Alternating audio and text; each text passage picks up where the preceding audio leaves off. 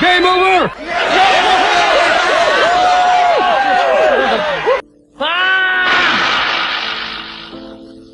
Basta.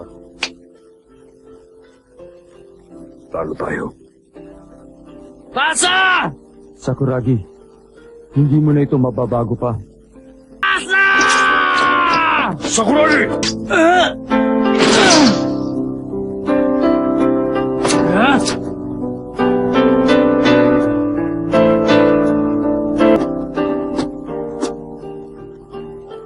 Magandang performance mo.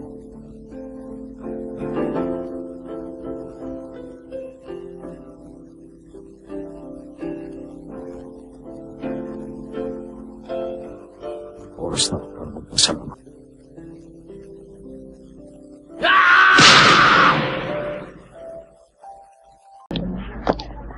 Oh, ano Michi, kamusta?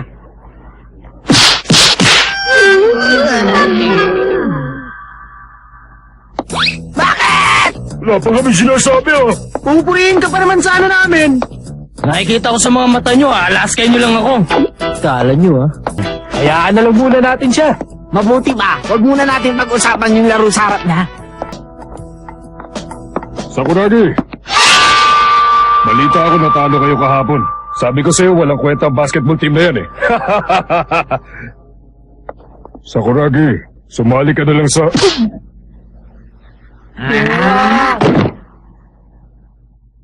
Ay nako, si Judoy talaga. Teka, Sakuragi!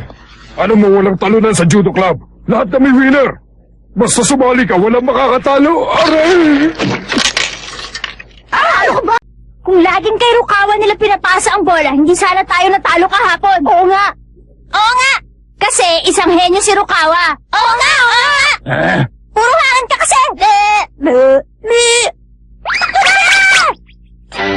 Nakikita nyo. Ang galing kahapon, no? Ang galing mo nga kahapon eh. Hindi halatang yun ang unang game mo. Sabi nga ng kuya ko, masigit pa sa inaasahan ng pinakita ni Sakuragi. Sabi niya, pupuro sabihin sa'yo. Pero sa totoo lang, bihirang pumuri ng basketball player ang kuya ko.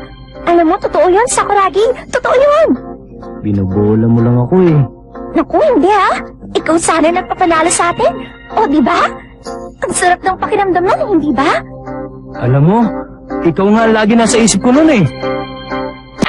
Hindi naman hindi kailangan mag-practice sa isang henyo. Gunggong na, utu-utu pa.